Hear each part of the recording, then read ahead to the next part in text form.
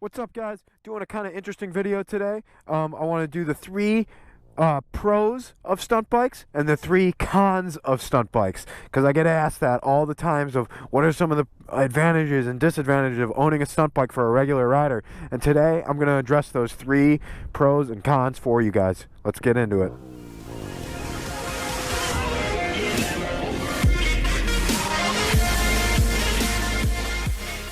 I guess we'll start with the cons first, because that's just the way I've always been taught, is to always, kind of get the negative stuff out of the way first. So, I think the number one thing that everyone always says is how much speed you lose on a stunt sprocket. I don't know why, but that's just what most riders say. They're like, dude, you lose so much speed. And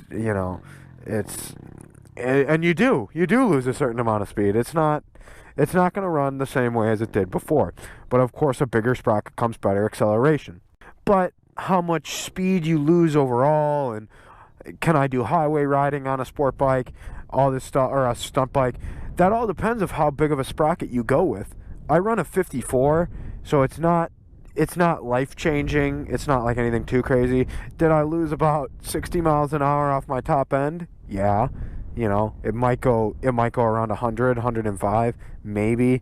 But I don't need to go that fast on the freeway anyway. So when you are on the freeway, you can still have a cruising speed, and it's not terrible. You're not on fucking crazy red line or rev limiter on your motor. It's it's like halfway to red line. It's at like 8K. It's not bad on the motor. So I guess that's the number one con. And then if that really does hurt you, then then a stunt bike shouldn't be for you.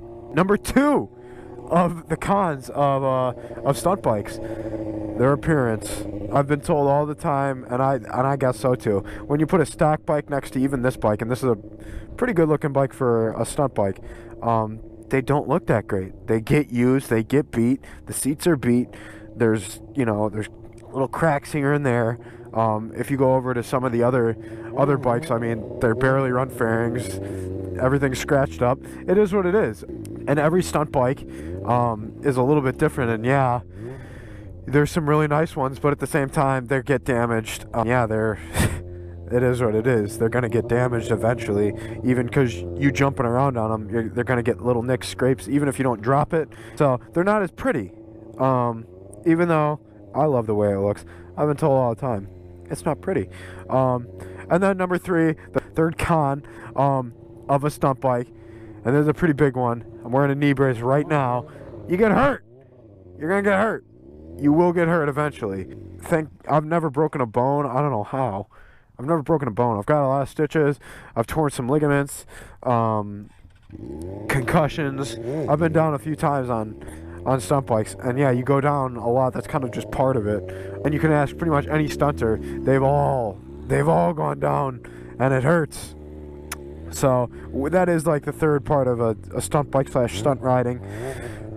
That's kind of a con, And just a little side note, I don't even count this as a con, but some people do.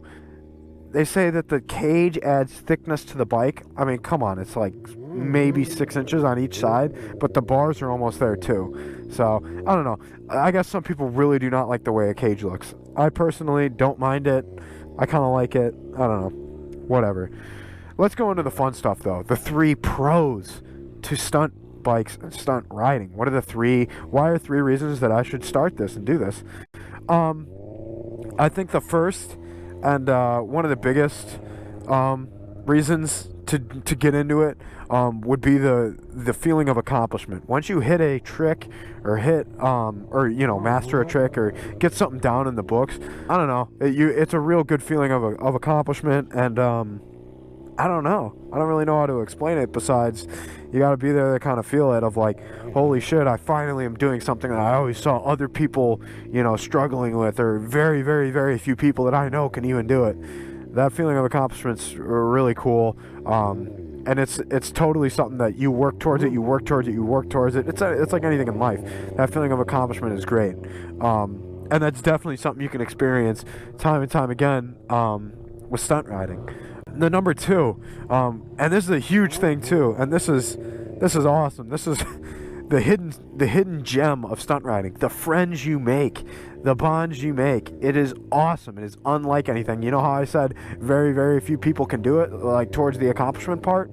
The friends you make doing it are that much better, because they're some of the only other guys that understand why you're beating yourself up, why you got an ugly bike, why why you're always hurt. They understand, they get it, and they travel with you, and they become some of your best friends, you know. It's not like regular sport bikes of, yeah, there's like, 1,000 guys in my city that ride sport bikes, and you don't even look at each other or give a second glance if you're at a gas station with each other. If you had two stunners at a gas station, guarantee they probably already know each other, and I guarantee they're going to get along very well. So, and then the third, and it's going to sound stupid, it's going to sound really, really gay, is the feeling that you get from wheeling, and the feeling that you get when you're with all your friends, when you put the two together, the first two together.